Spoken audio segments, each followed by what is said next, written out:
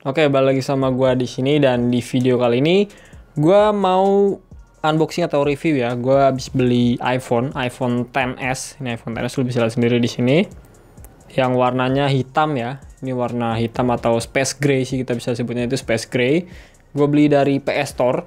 Jadi gua datang langsung ke sana beli HP-nya. Itu ada di Bekasi ya, PS Store Bekasi. Dan yang gua dapetin itu ini ada unitnya, udah gua masukin SIM card, udah gua aktivasi, jadi tinggal pakai aja. Dan ini dusnya seperti biasa, gua dapetin dus yang bisa dibilang bukan originalnya ya. Ini gua nggak tahu KW atau OM, tapi kemungkinan besar sih ini KW-nya ya, karena nggak ada keterangan di bagian belakang. Seperti biasa, hampir semua toko online ya, atau online atau offline, toko HP bekas terutama iPhone itu kalau jual iPhone biasanya dusnya itu dus KW ya, jadi dus yang bukan originalnya, jadi dia jual unit doang terus dikasih dus yang baru tapi bukan yang originalnya, karena kalau yang ori itu ada keterangan di bagian belakang ya, mulai dari varian storage-nya, terus sama email dan juga serial number-nya. Tapi ini nggak ada apa-apa. Ini dusnya iPhone XS yang warna space gray. Jadi kayak biasa logo Apple, tulisan iPhone dan logo Apple ya. Kita langsung buka aja. Jadi ini ada SIM ejector sama buku-buku panduan ya. Buku panduan seperti biasa. Gak kepake juga sih buat gua, paling SIM ejectornya yang pakai. Terus ada earphone ya, earphone KW yang bukan originalnya, biasanya sih nggak akan gue pakai juga. Earphone, terus ada lightning cable, masih bagus banget, tapi nggak akan gue pakai karena gue punya yang orinya, sama yang kepala charger kaki 3 ini. Ketiga-tiganya ini bukan aksesoris yang originalnya, jadi gue sangat menyarankan ke kalian, biasanya kalau misalnya beli HP second yang aksesorisnya bukan ori, lebih baik nggak usah dipakai, jadi mending ngalah aja, kita nambahin uang untuk beli yang aksesoris originalnya aja buat keawetan si HP dan biar nggak gampang rusak HP-nya. Oke. Oh iya, terus di sini ada notanya. Nota pembelian gua di PS Store Bekasi ya, gue beli di Bekasi. Ini gua mengeluarkan uang cuman 3.300.000 aja. Cuman gua tuker tambah dengan iPhone 8 gua. Jadi gua kan punya iPhone 8 tuh yang udah gua beli 1 bulan yang lalu. Itu yang warna putih, jadi gua tuker tambah ke iPhone XS warna hitam atau space gray yang 64 GB. Dan iPhone 8 gue tuh dihargai 2,2 juta. Dan apa ya, jadi bisa dibilang gue rugi berapa ya, dari 3,1 ke 2,2. Gue nggak tahu sih mereka menghargainya seperti apa, menghargai device kita tuh seperti apa. Jadi gue dari 3,1 kalau nggak salah gue beli itu, terus di harga 2,2, ya udahlah ya, gue soalnya pengen tuker tambah juga di toko tersebut, jadi gue terima aja HP gue dihargain 2,2 juta.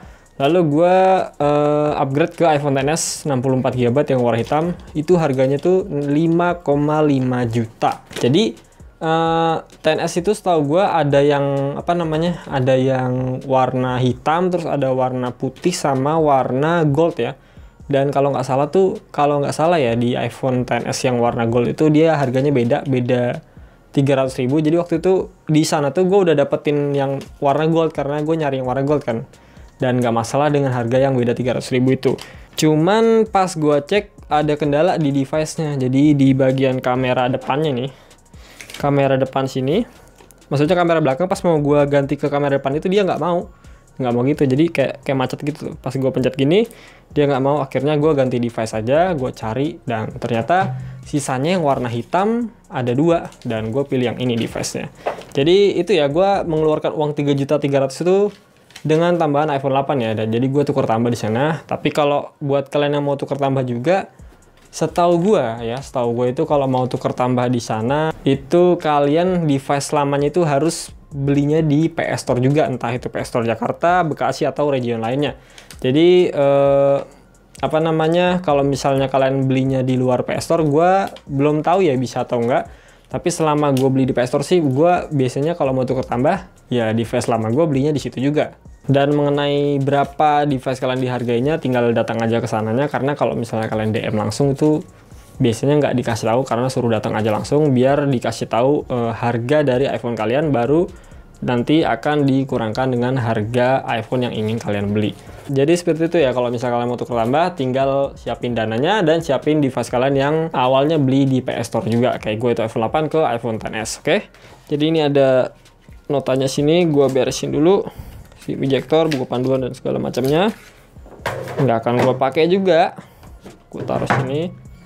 Terus kita beralih ke device-nya, ini adalah iPhone XS. Jadi kenapa gue pilih yang warna hitam ya, karena emang tinggal warna hitam. Dan alhamdulillahnya pas gue cek di sana nggak ada fitur-fitur atau fungsionalitas yang gagal ya, maksudnya yang rusak itu nggak ada. Kalau untuk device-nya sih lumayan mulus menurut gue. Dari bodinya, terus ini ada segel seperti biasa. Paling yang gue notice sih ini doang sih, agak kotor itu, kelihatan nggak sih? Kayak ada bekas jamur case biasa ya, kalau misalnya kalau pakai case kelamaan dia ada bekas jamur dikit kayak gitu tuh, agak kotor sedikit, dan itu nggak masalah buat gua. Kalau untuk device sih aman untuk body. Terus untuk layarnya juga dia masih bening ya, lu bisa lihat sendiri di sini. Gua coba terangin untuk brightness-nya.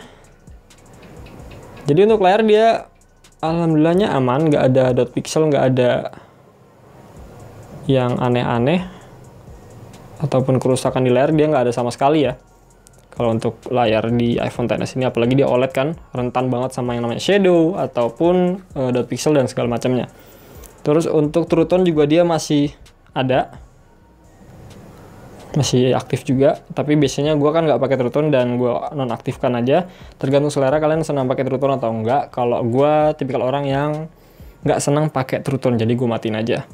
Terus kalau kita lihat di bagian Face ID kan, biasanya kalau kita mau cek layar kita ori atau enggak, terutama di iPhone yang pakai Face ID ya, iPhone X ke atas itu kita harus cek juga Face ID-nya selain dari True Tone tadi. Kita atur dulu Face ID-nya sebentar. Oke, udah terdaftar, kita masukin passcode-nya asal aja. Yang penting bisa.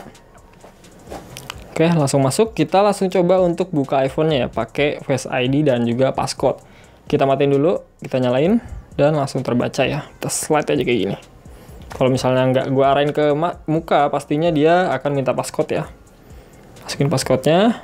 Kalau gue arahin lagi, cukup responsif sih ya. Dan aman untuk Face ID-nya gue rasa, dan gue bisa bilang sih ini layarnya original sih, karena kalau Face ID-nya mati, ada kemungkinan layarnya udah diganti juga. Kemungkinan ya, tapi ada juga yang Face ID-nya mati, tapi layarnya masih original. Jadi dia kerusakan di Face ID-nya aja gitu. Nggak mesti layarnya diganti. Tapi gue bisa jamin ini layarnya ori sih. Gue tahu juga sih layar ori OLED di iPhone XS, iPhone X itu gue tahu. 11 Pro juga kerasa gitu. Kalau misalnya nggak ori, dia agak delay gitu pas gue giniin.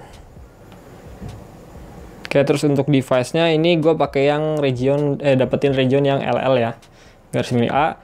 Dan ini awalan hurufnya N ya, yang artinya itu replacement unit, jadi unit pengganti dari Apple resmi. Jadi nggak mesti dapetin yang M juga sih, dan nggak bisa dibilang juga yang N itu produk refurbished, karena kita nggak tahu juga, nggak ada kode tertentu yang menentukan kalau itu handphonenya refurbished.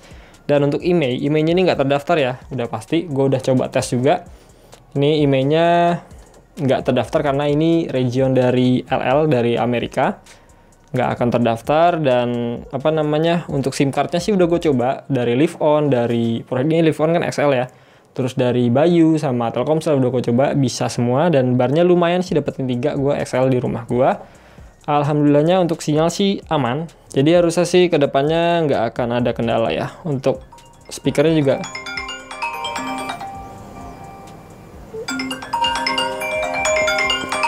fungsi ya, stereonya juga berfungsi semua, nggak sember. Terus untuk battery health-nya gue dapetin di angka 85% ya.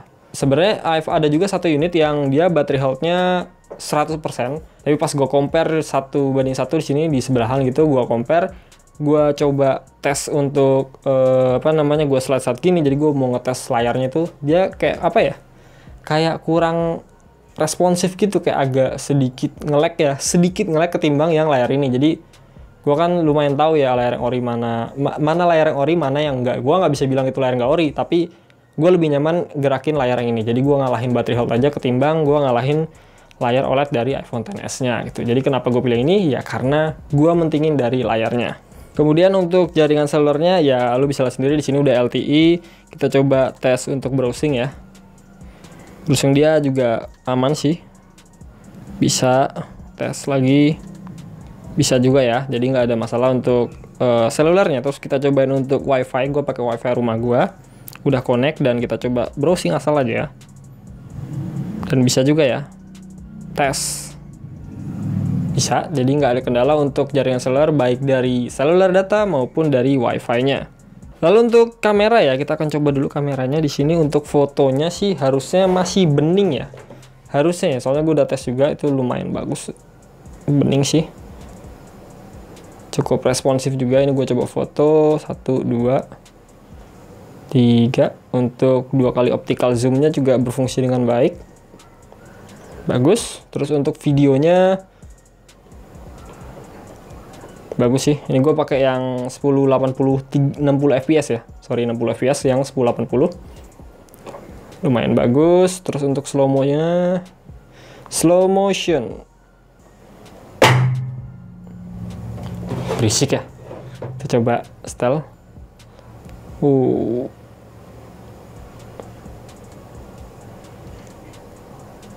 Mantap ya. Oke. Terus untuk kamera depan gue males nunjukin muka, jadi gue pakein aja. Set. Oke. Sorry, rumah gue berantakan banget ya. Cukup responsif, mantep lah. Oke, terus kita akan lihat apa lagi ya. Kalau untuk yang lainnya, oh iya mikrofon, gue coba tes mikrofonnya dulu. Kadang kita suka nggak inget gitu kalau misalnya mau ngecek HP second, beli HP second, kita nggak ngetes mikrofonnya. Salah satunya ya pakai aplikasi Memo Suara ini. Biasanya kalau ada barnya dia ada tuh kan, kita ngomong bentar langsung ada barnya, cek tes 1 2 3, cek tes 1 2 3.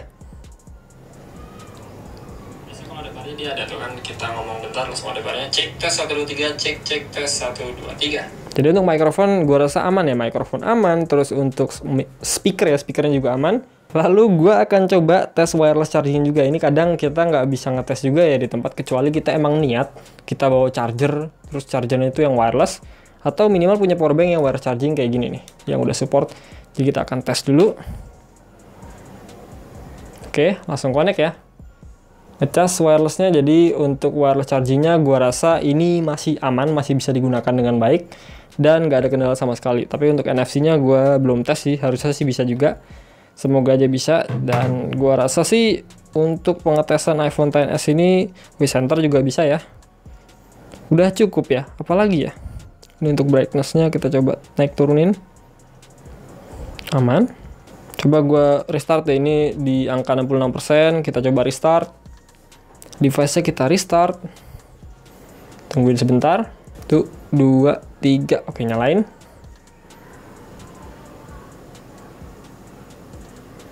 Lumayan cepet ya muncul logo Apple-nya. Ini enteng banget sih ketimbang 11 Pro yang gue pakai buat video ini. Emang ciri khas iPhone X, XS tuh enteng banget, enak dipakai. Dipegang tuh enak. 0,00000.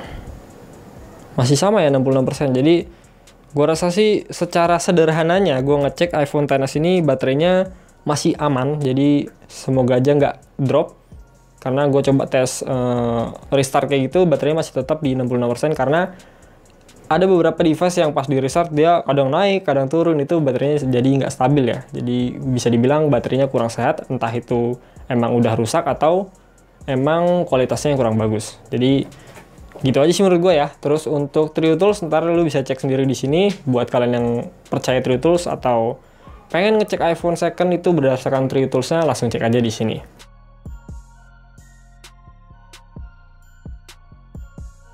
Dan gue rasa gitu aja video dari gue ya. Semoga bisa bermanfaat. Bye.